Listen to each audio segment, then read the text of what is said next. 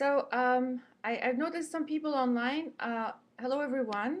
Um, I hope everybody's seeing me. I'm Marie-Josée Montpetit. I'm currently a lecturer at MIT Media Laboratory, where I teach a class in social television, which is something that I'm going to come back in this talk a little bit because it's a bit the topic of this talk. I'm going also just to give you a small review of who I am. I graduated, my first degree was in engineering physics. My second degree was in electrical engineering with a strong direction towards biomedical engineering. And after doing that, I figured out what I liked about all of this was the communications aspect. So I did my PhD in electrical engineering and computer science, and with a strong connection again to communication theory and information theory. So I have a strong coding background. From there, I was lucky because when I was in grad school, it was a bit of the start of the internet, and a lot of us got very much involved in that. So I did most of my career doing internet-related research, especially internet over wireless. When that started, it was mostly over satellite. I did a lot of work in that, and that actually got me from Canada, where I was born and trained, into the US to a startup. And from there, I started being involved with MIT as we were sponsoring research there about how to route internet packets over satellite. And from there, I went to Nokia, and then I went to Motorola. And while in Motorola, and a bit before that, when I was at Nokia, and that's actually coming again to the topic of this talk, we had started to look at what was the biggest problem or what was the biggest challenge on the internet, and actually it was transmitting video. In those days, I would say when it seems very, very far away. It's in the mid 90s. It seems like it's when dinosaurs roamed the earth or something. The internet was not used to do any form of video, but some of us were thinking, well, eventually it will. And so how could we design a better internet for video? So that got me through the next years of my career until we also found the idea that video, yes, now it's going over the internet, but more and more it was going over the wireless internet, and it was going in different devices. So you had, starting to have phones, you were starting to have PCs, you were starting to have, real television. Some of them were connected to different networks. So how are you going to make sure that you can have a connected viewing experience across all these things? And at the same time, there was the rise of Facebook, and we did a project with the Media Lab, which was about the whole internet television. So, and this is how we got social television. I'd like to know from people who are watching if you're hearing me, because I'm getting a text from a friend of mine who says that they don't hear me. Can anybody at IEEE check that?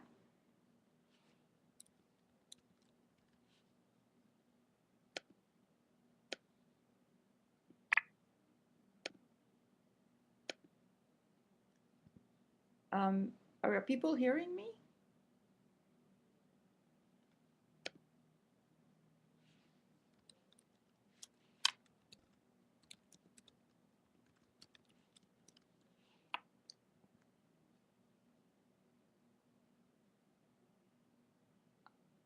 Okay, so if you hear me, that's fine. I can continue because I think there were some audio problems. But anyway, let's continue.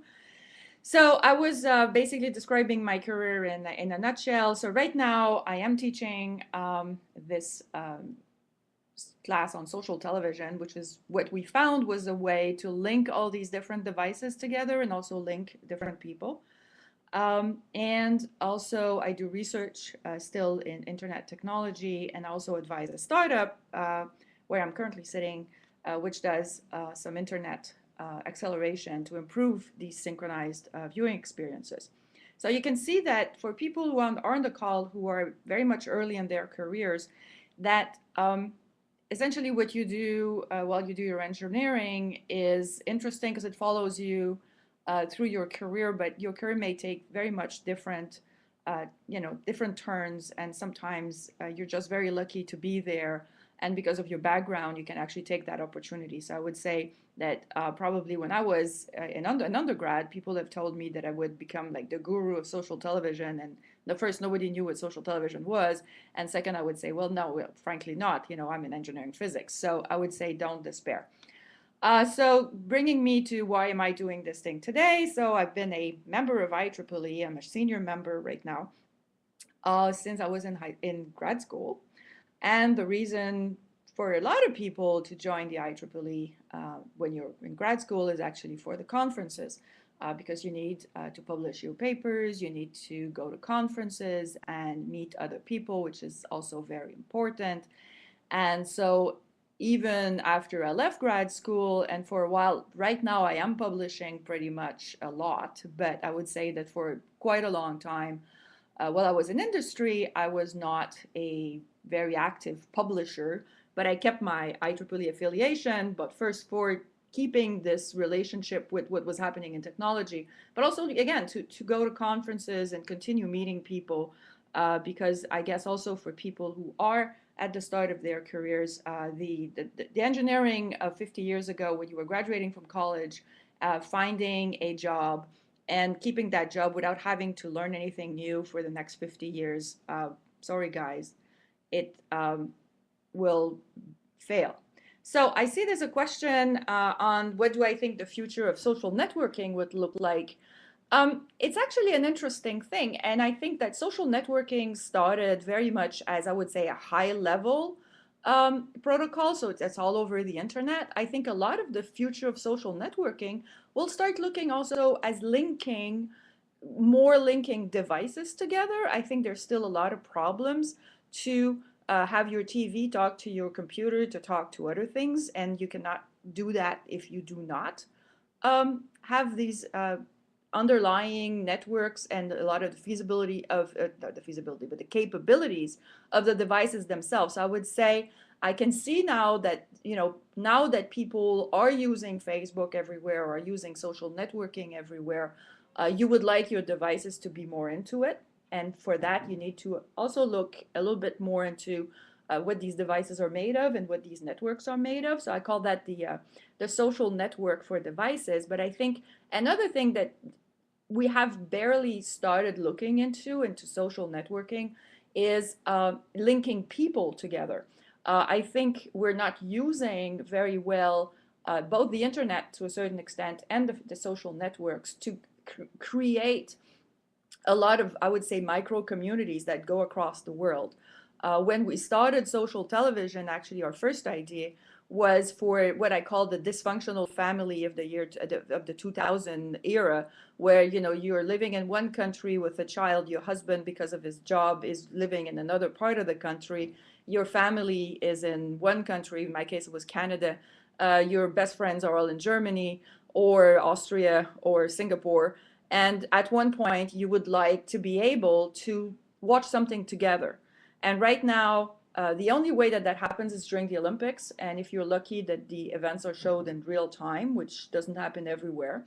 And our idea was, how can we create this global viewing room where people can actually share things together? And I would say it goes beyond just television. It can go to activities like cooking or sewing or anything, creating these communities. And I think the capabilities are there, but people have not really well taken advantage of it. And a lot of it, actually, for music and video in particular, have to do with regulatory environments. Right now, there's some videos that can be shown in one country that will not be shown in another. I will give you an example.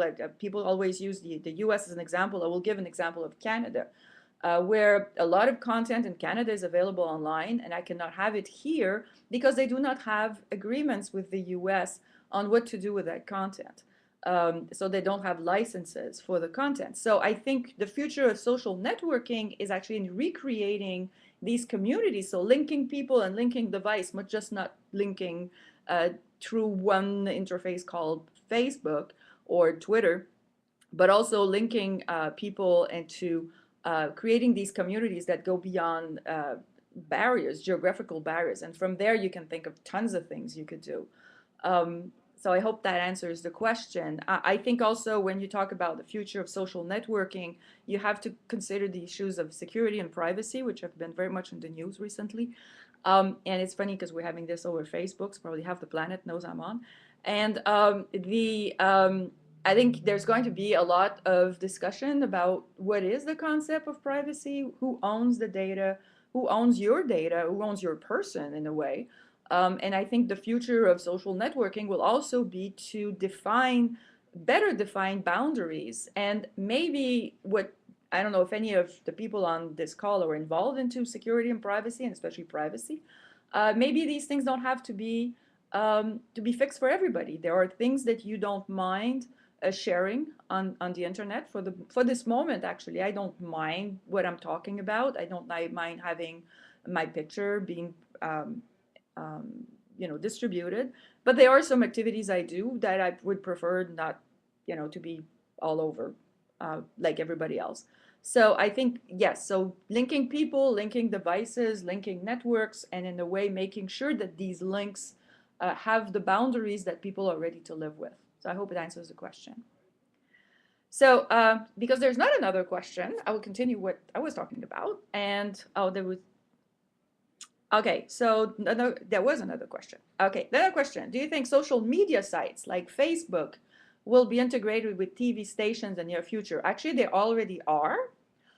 There's a lot of, they're not integrated that much with TV stations as much as they're integrated right now with the TV applications and the APIs for these televisions, especially in the, I would say, smart/connected television.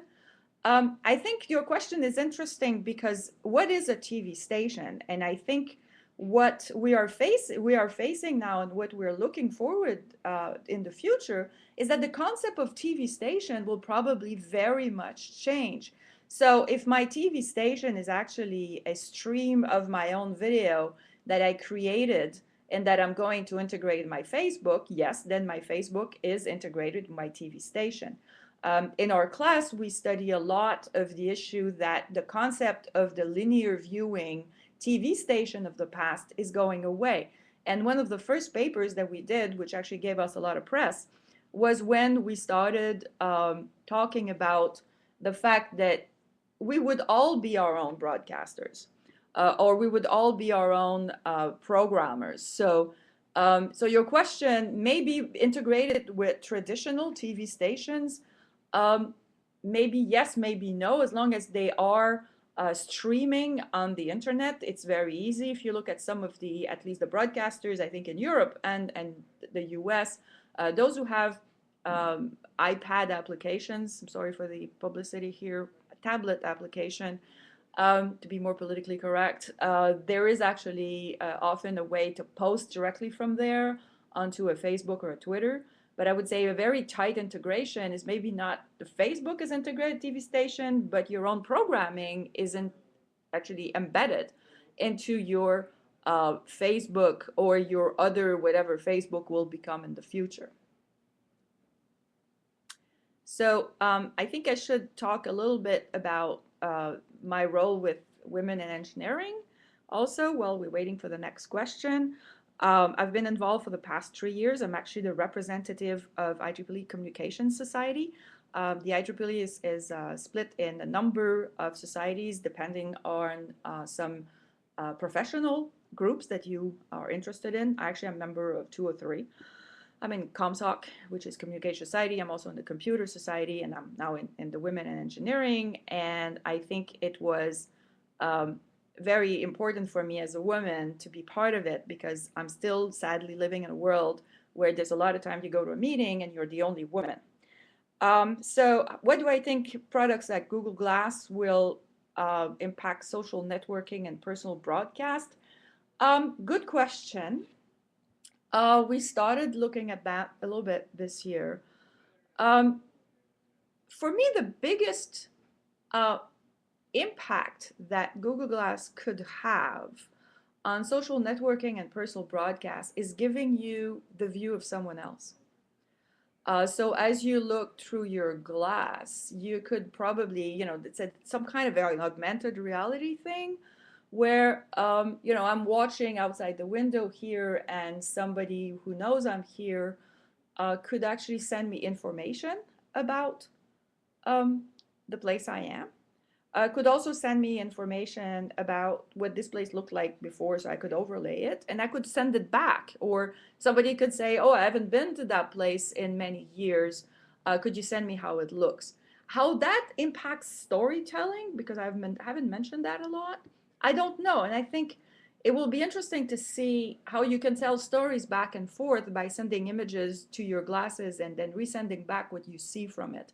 But I would see one of the big impact will be, yes, into creating this personal viewing space between you and the people who you know, where the place you are, you're not alone. There's other people who've been there before. There's been actually some work that's been done where, because your phone knows where you are, you're transmitted very hyper local information. So I would say the Google Glass could actually be used for that. And I'm actually a big fan of seeing, especially when you go to an old city, to see how it looked like 50 or 100 or 150 years ago. And I guess with Google Glass, you could actually see that. Um, Personal broadcast, again, I think you could probably use the other side to have your own guided tour for your friends and yourself inside a new place that you're visiting. But it's so new that essentially my question to the person would be, create your own impact. What are your thoughts on using social media? Yes, to increase community and support of women in technology.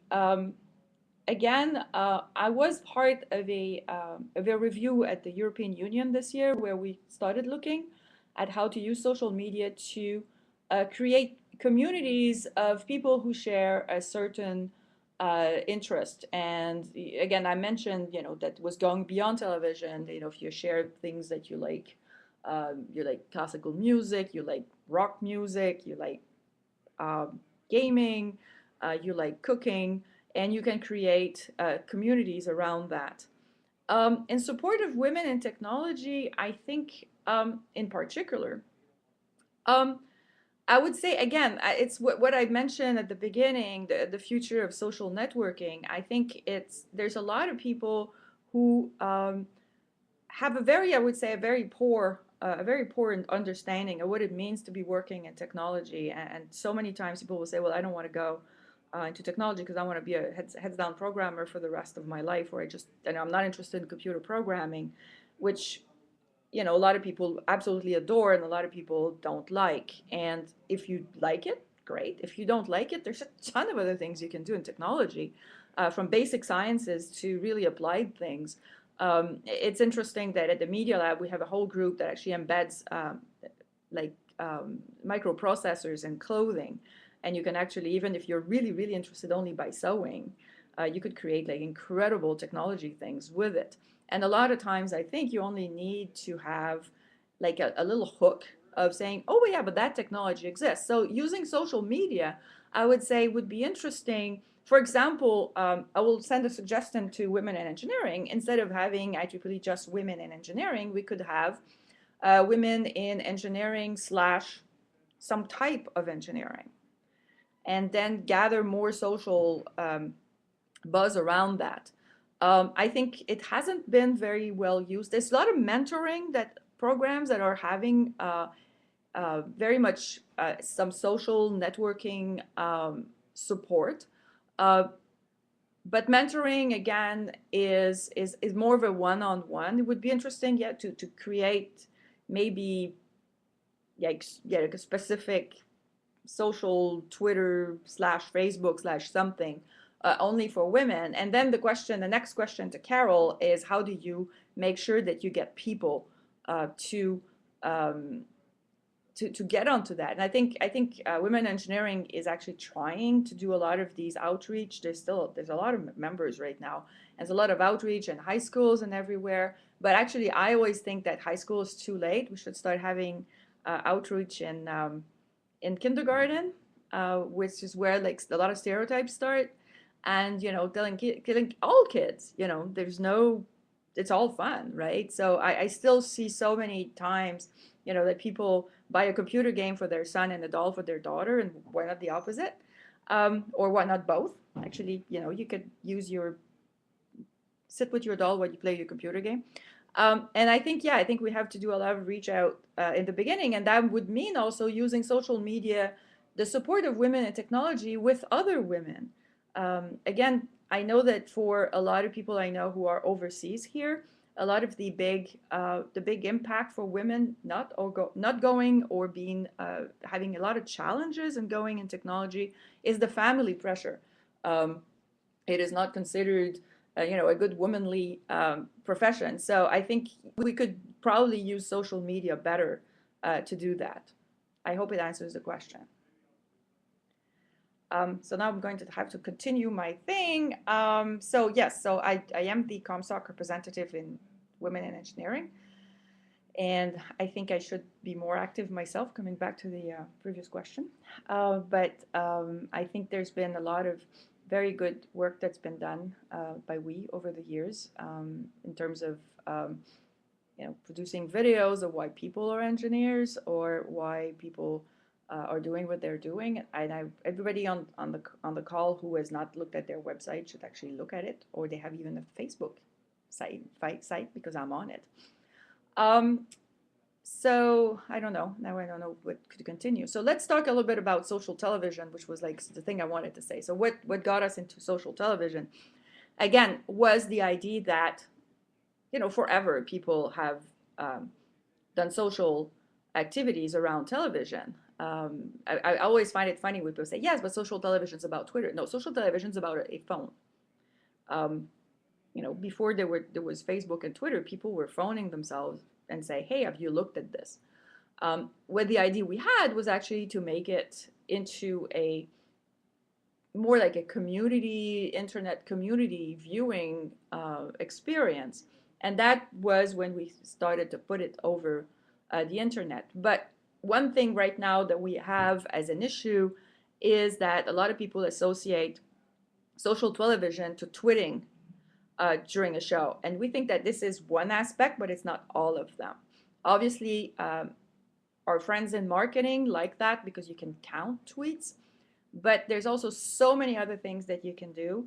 And we're lucky that our class is actually a project class, and we are actually challenging the students to create new ideas in social interaction. So we've had a lot of 5 years of projects, so we've had quite a large amount of projects.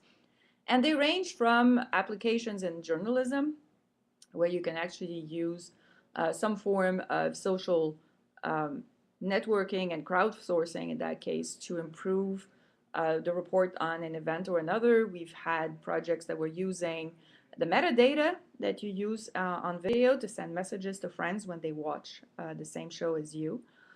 We've had projects that were redefining what a viewing room would be, with like transmitting the audio of your own room to somebody else who's watching the same thing. We obviously had a lot of things where we were using the different screens. Strangely enough, right now, a lot of people call your iPad or your tablet the second screen. We actually call it the first screen because it's the one that is there with you all the time. So how do you make sure that those different screens communicate and create an ecosystem that is interesting to use? And how do you create loyalty with that?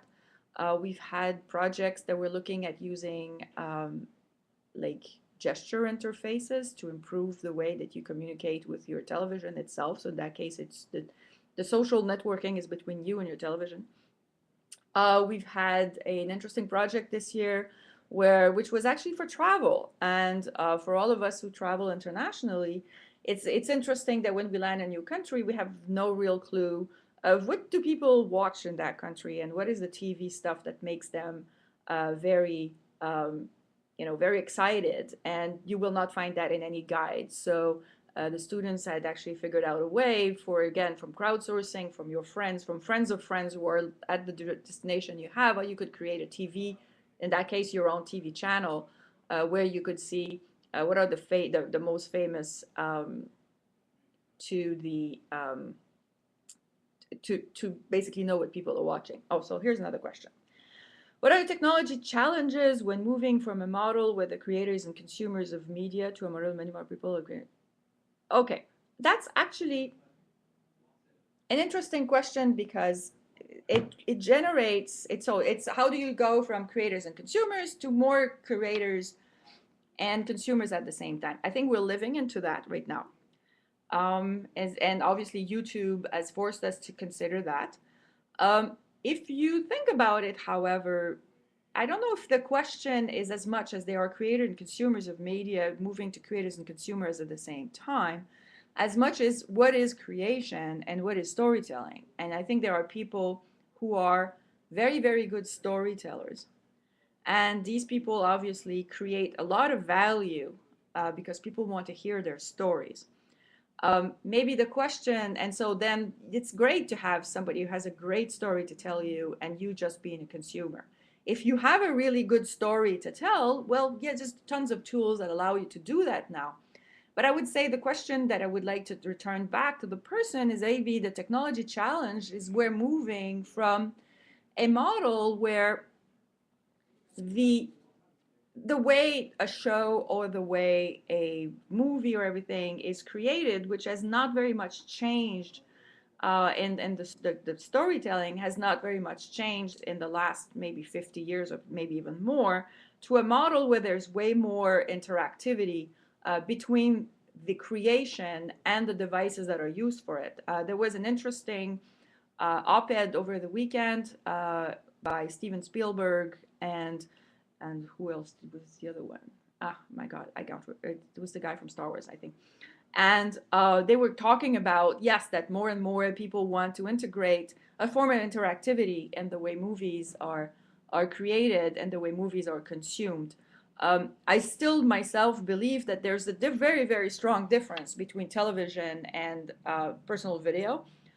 Television is made to be consumed by a large number of people, can afford to have very, very, again, interesting creators.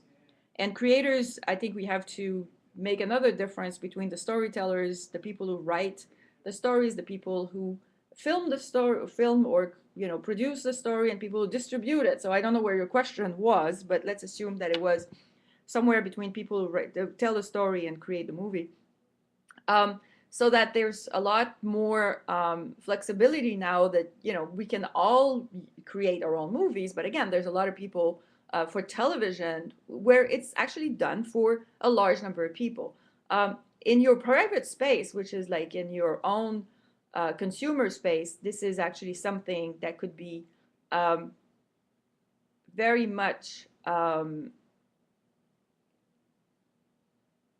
discussed, because there's actually a lot of stuff on YouTube, for example, which has very little wide distribution value besides the cats. And so I would say that technology challenges are into producing high quality movies and TV shows from people who have good ideas and creation.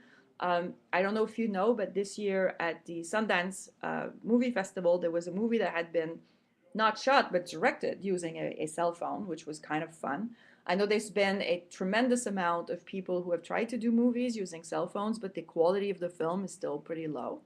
So I would say we're basically moving from a model where we have very nice creators and very involved consumers at the same time. And so a lot of consumers will want to be more involved. One of my ideas actually that I thought would be fun would be when you go to a movie theater right now, people tell you close your cell phones and close your tablets.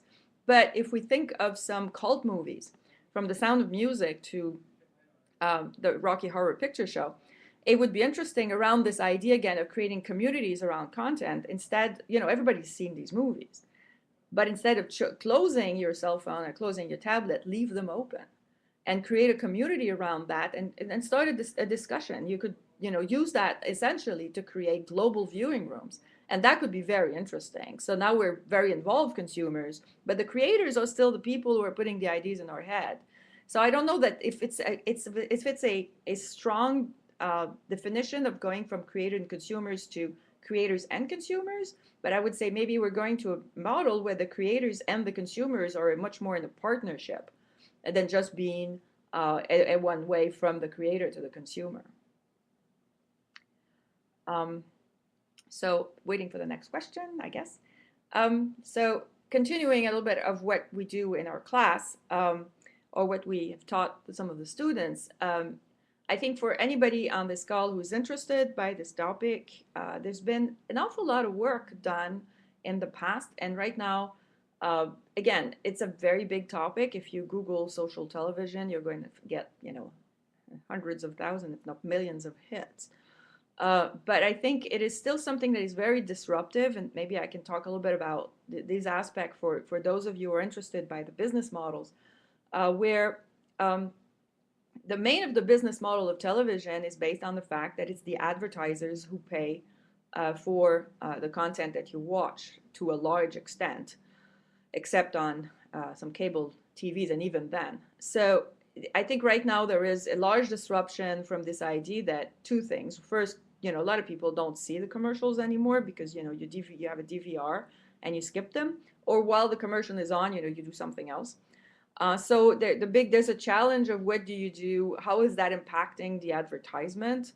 Right now, obviously, a lot of people say, well, you are going to send product advertisement or product placement through the social media that's relating to a certain content. It may be a good idea.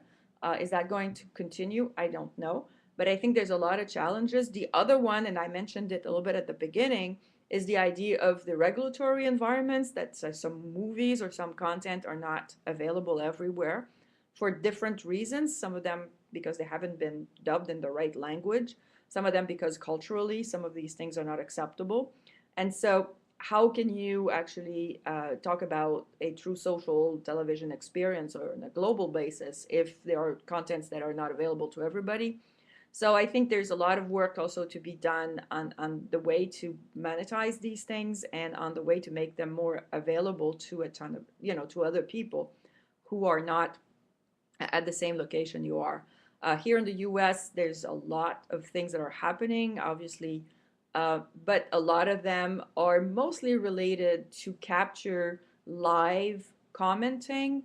There's been certain social television platforms, and I will mention that one, and it's not an advertisement of any case, but it's one of the famous ones called, ZBox, and they've started having a possibility of doing time delayed viewing. Actually, there was also a hackathon here in Boston about 2 months ago, where the winning entry was somebody who had actually made sure that if you are going to watch a show on a delayed time, that you are not going to see the tweet feeds, so that you would have all the spoilers. So there's a lot of things right now being done into not just doing the real time, but again, obviously, if you're going to count how many people are watching a show, you want to count them, as they watch it now, because it's way easier to count. But maybe there is, again, for people on the call who are interested by, more of the business aspects, there's maybe other things that can be done to monetize the fact that people are going to see a show over a long time. And then the social media there have a strong influence in the sense that if you read about one of your friends saying that, oh, I really like that show, even if it's in the past, you're going to have a tendency to want to go and see, what was that thing? Why wouldn't I have watched it? And then you get into all kinds of things. Is it available? Can you stream it? If you can stream it, do you have enough bandwidth in your local network to do it? There's the issues of, a lot of broadband providers are even looking right now at, putting caps on the consumption that you're on the video that you can consume at home or somewhere else. So there's all kinds of, so it's although it seems that something that all these interactions with social media, social networking and media are kind of old, they're still very new. So there's still a lot of stuff to be done. And I think this is why I wanted to raise this in this talk, because I think for a lot of people who are interested in technology, and I hope a lot of people here are, there's many aspects to this. So there's obviously the the basic technology, like I mentioned, making sure your phone has enough bandwidth, making sure your Wi-Fi network has enough bandwidth, making sure that your cellular operator, doesn't cap you too early so that you can actually do stuff with some form of video. There's just the devices themselves. They're getting more and more, high resolution, and the information gets displayed so nicely. Then there's all the issues of platforms. How do you create platforms that people can create more information? And then it goes all the way to how you design the experience itself and what type of experience that people have. So there's another question. So can I comment on the future privacy and social network? I think I mentioned it a little bit at the beginning, but I can talk about it again. And how will this definition of privacy change? I think it already has changed. And I will give an example for this.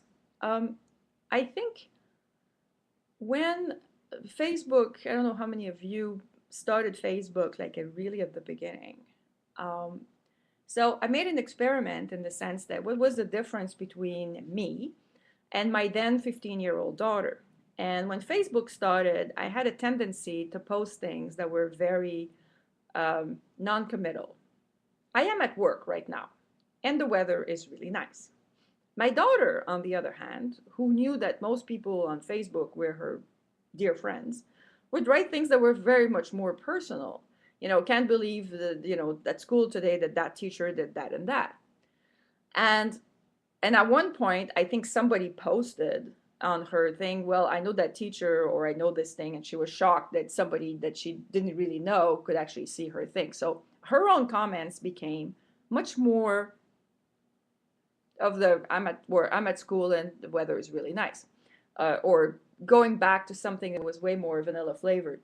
I would say in my case, it went the other way, because actually I figured out that a lot of the things that I could post there, that were, even if it was going to friends of friends, I looked at my settings, but even if other people were going to see it, that it was actually not that bad, and that I had 200 and some friends. I don't know if they're all friends. I know people have thousands, so it's the definition of friends here becomes very, very, very vague.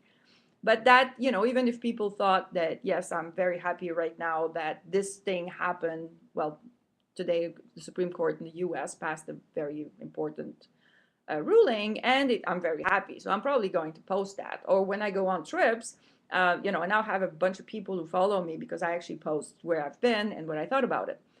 And so my own definition of privacy went to become way more to things that I really feel are private, which are like my personal feelings, or things that I would feel are could be offending to people. And I know that's a problem with Facebook, because a lot of people post things that are very, very, that could be very offensive to other people. I would say for my daughter, it went from something where she could put her heart out, to something where she also moved it to something that was a bit more vanilla flavored again.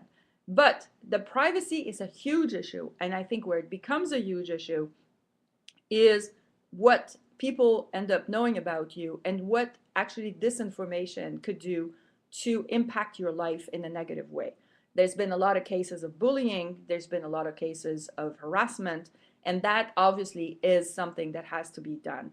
How the definition of privacy will change, in my opinion, I'm not a lawyer and I'm not a privacy expert, but I would say that the idea of privacy may become way more something that is personal. So again, you may have a much more personal way of defining what you feel is private and what you feel is not, instead of being right now these big bold strokes that people put together and that apply to everybody. I think there's some privacy settings that apply to everybody. There's some that apply to just a small number of people. And I think it's not the definition of privacy that will change, but I would like it to be the definition of privacy settings.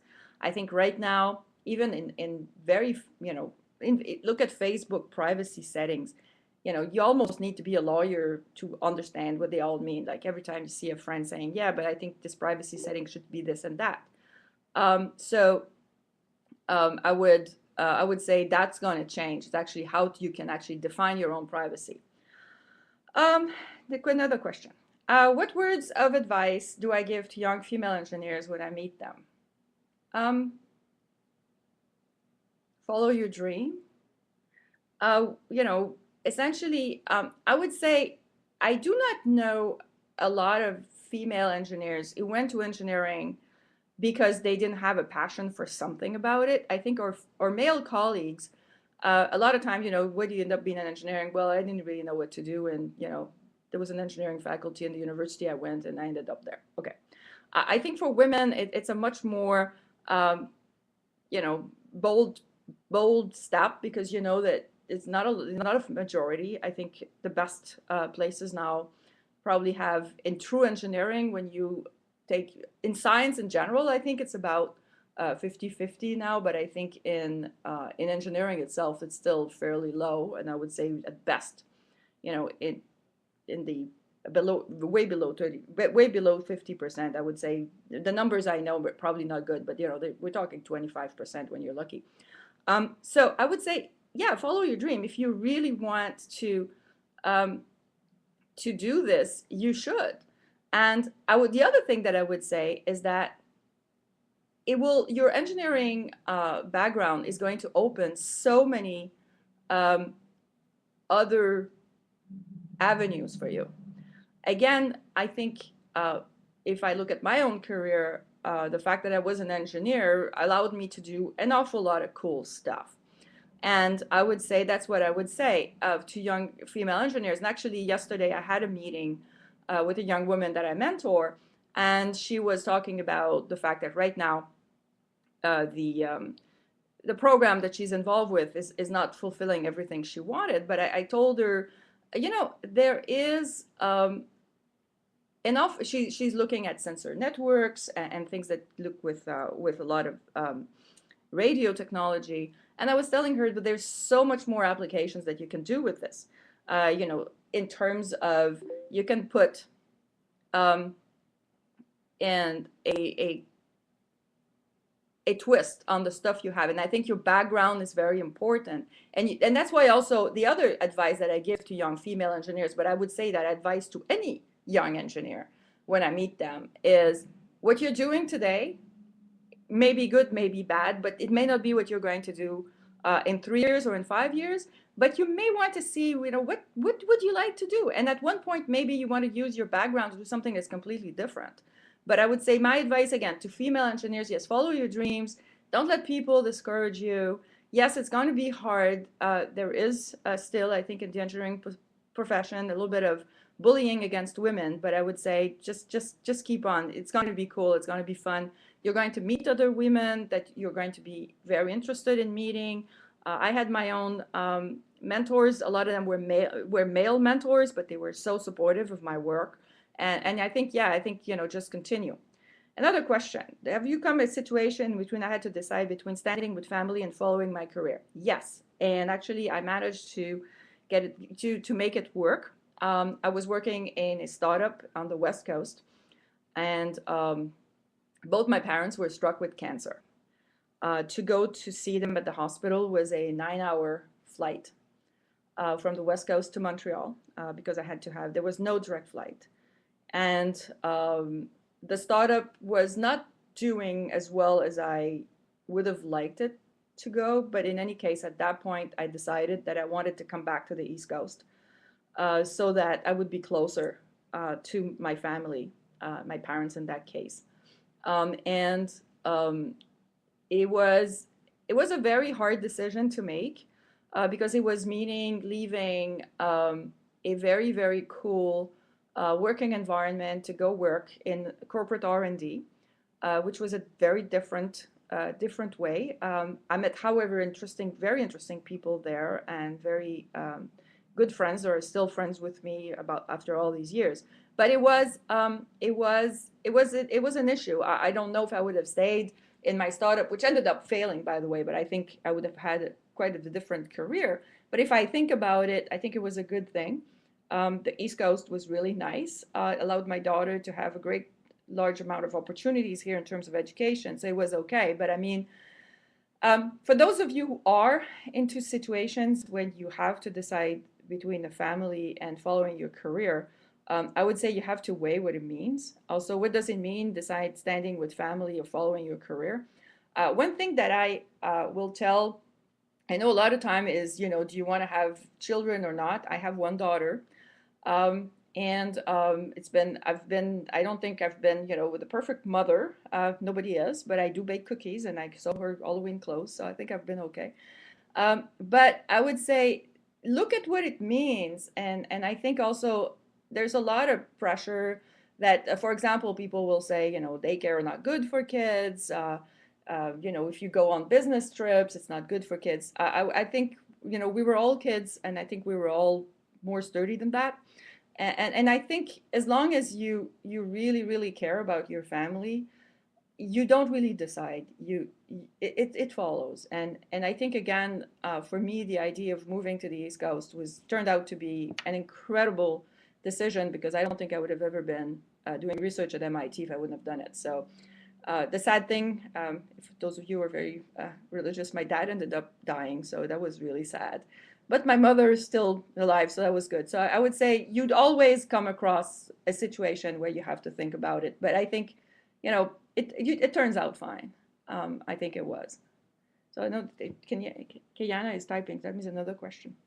Okay, so where was I in my story of social television? I don't know. So where is this all going? I think more and more those of you who are involved in this. Oh, what interested me to become an engineer? It's an interesting question. I didn't think you guys were going to ask that. Actually, I didn't want to be an engineer. I was interested by arts, and I was a ballet dancer. But I was really, really, really good in math and physics, and I really liked it. And my father was an engineer. And when I started looking at college programs for dance and arts, none of them had any physics and math programs. I was in Canada, where doing double majors is kind of difficult, but in any case, double major in dance and physics would have been kind of weird in any university. So anyway, it was not kind of possible. And I was not ready to let go of that side of mine. And I started looking. I was very, very young when I went to university. And in Canada, engineering for the first 2 years is common to all types of engineering, if you want to be mechanical, civil, whatever. And we were covering an awful large number of different topics. So we would do physics, maths, chemistry, resistance of materials, more electrical things. And I decided out of that maybe what I wanted to do was to try engineering for at least a few years, and then try to continue as much as I could my other interests in arts and dance. And after 2 years, when you actually have to really commit to the major that you want to have, decide what I wanted to do. In the meantime, I loved it. It was funny because when I was there, most of the time I was the only girl in the class. But there was a lot of things that I loved there, and ended up being an engineering physics major, because the fun part about being in engineering physics, besides and just not being physics, was in engineering physics we could actually touch things and we could build things. And if you're interested in arts, you like touching things and building things. So that was very good for me. And then I ended up in more like communication theory and everything, because that was the math and the physics parts of it, and all the radio technology. Which ended up being the wireless things that I'm doing. And I think this is what got me back a little bit into this social television, and what is moving a lot of that into transmedia and everything, because it was this like of arts, and this like of being able. I was even involved in theater, to be able to do performance and everything. And I think this is one thing that engineers in general do not recognize as much. If you don't know how to talk, and you cannot stand in front of a large audience and talk about what interests you and what you have as a passion, and everybody needs to get funding, being from their upper management to their funding agencies. So actually, taking some arts and performing arts, it could be very interesting. But actually, what got me into engineering was this love of science that I really wanted to continue, and engineering was an applied way of doing it. Okay, can I talk a little bit about going back to academia? Um, and what did I know from the beginning that I wanted to return to academia? Um, I think I wanted to return to academia, although right now I'm straddling a bit of both academia and industry. But the reason I wanted to go back is I think a little bit of my frustration with the way the companies I was working with were going.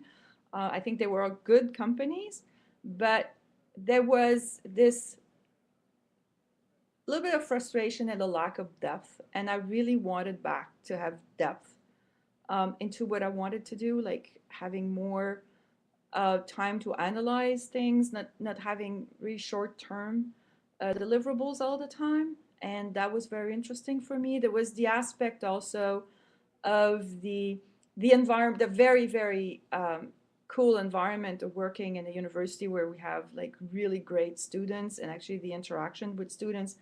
All the time that I was in industry, I was always involved in industry academia projects. So I knew how good this was going to be. I knew there was also some frustration. You said, what did I know?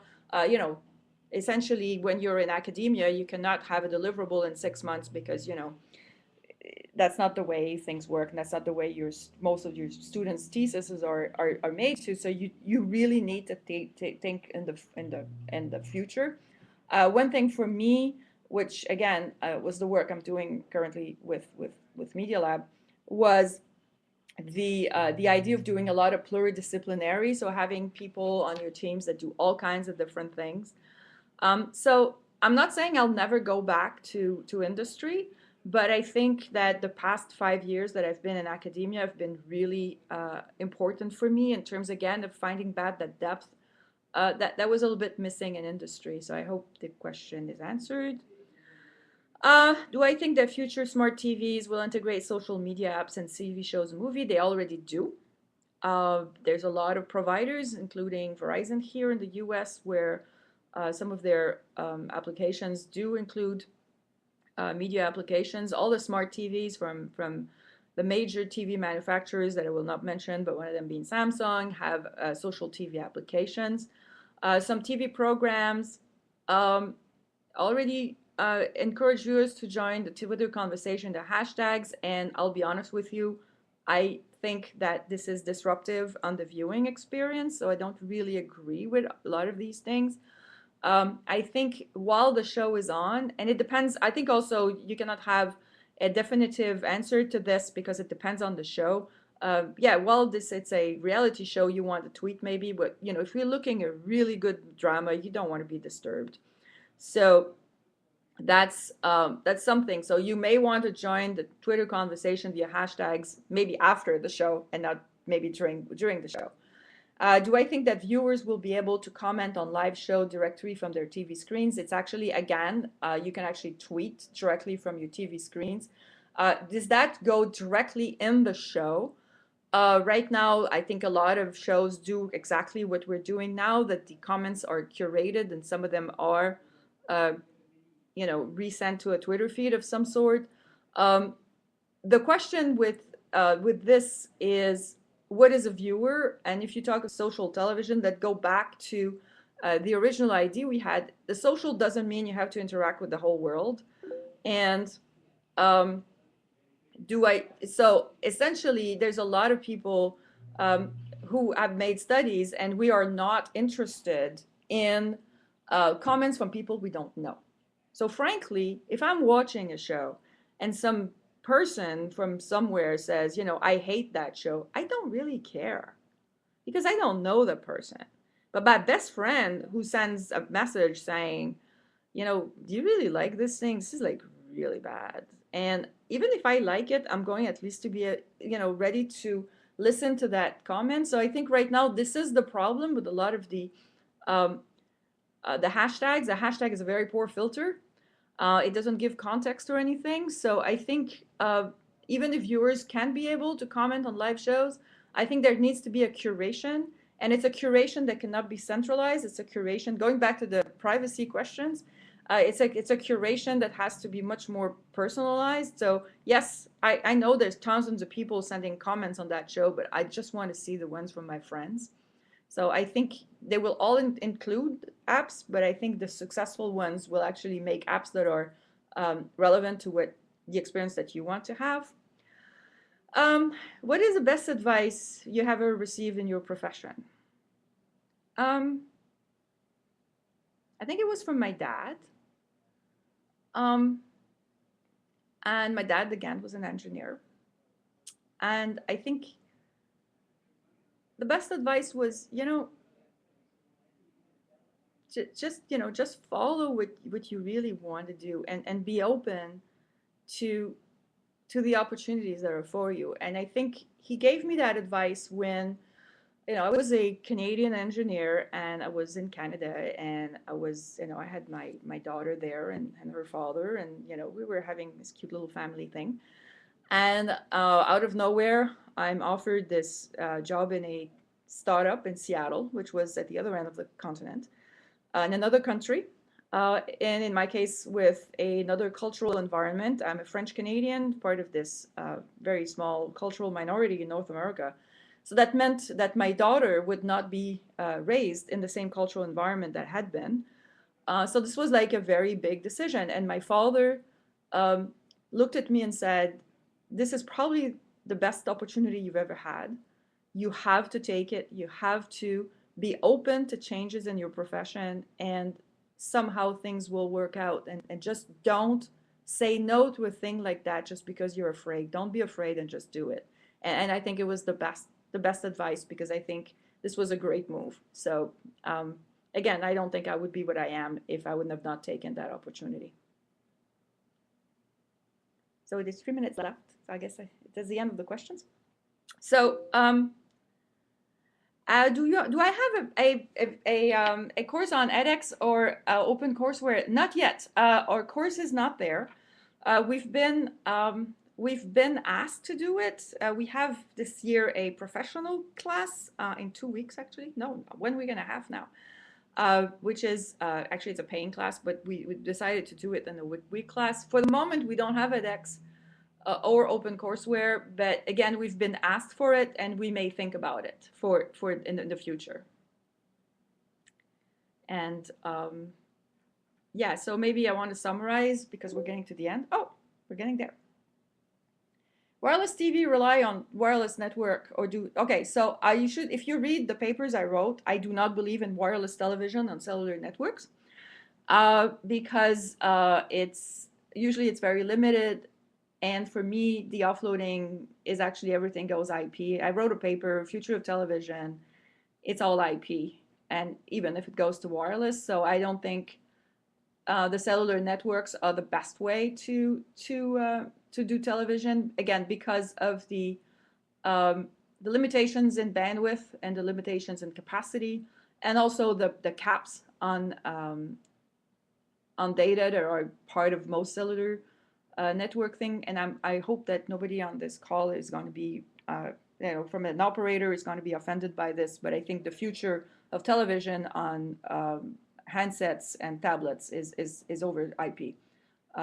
It's not anything to do with what we called mobile television. So, and I think a lot of it will go off the cellular network and try to maximize the use of Wi-Fi and cellular networks. There's still, so those of you who are interested, there's a lot of work being done on network combining and multipath television combining, where you can use different networks to give the best experience. And I think you may not think of one network, you may think of more than one, but I would say, yeah, the television is the going IP. What I'm currently researching and working on, obviously I'm a lecturer, so I'm still preparing new versions of my class. We're revamping it now because we want to take advantage of the new developments. And some of the advice that I'm giving to a startup that I'm at that startup right now. I'm working on looking at better ways of giving a better TV experience, again, over the wireless networks, being them directly Wi-Fi or combining Wi-Fi and LTE. and making sure that we can have synchronized viewing. One issue that you have right now when you watch TV, even in a Starbucks or something, or you watch video, if your friend is sitting 10 meters from you, they may have a very different quality of experience, and I'm working on making sure that these quality of experience are the same. And that actually involves a lot of communication theory, but also understanding of networking and understanding of video experience. So that's what I'm doing now. And it's noon. So I hope I wasn't boring. It's noon, so it's the end of this. I'm really easy to find on the internet because I think I'm awfully poor. I'm awfully probably notorious. So if people have questions, I can be found. I also have a Twitter feed it's called Social TV MIT, and if you want to follow me, I don't tweet a lot, but I actually put some information there, especially when I go on conferences. And if some of you consider going to MIT for grad school, a class is being offered. And again, I'll try to see what we can do about edX or OpenCourseWare. So it was funny, I couldn't see any of you. But I hope it was interesting, and I think it was a great experience for me. And I would like to thank Kenyana and all the women and engineering people for making this possible, and I hope that we can do it again in the future. Thank you.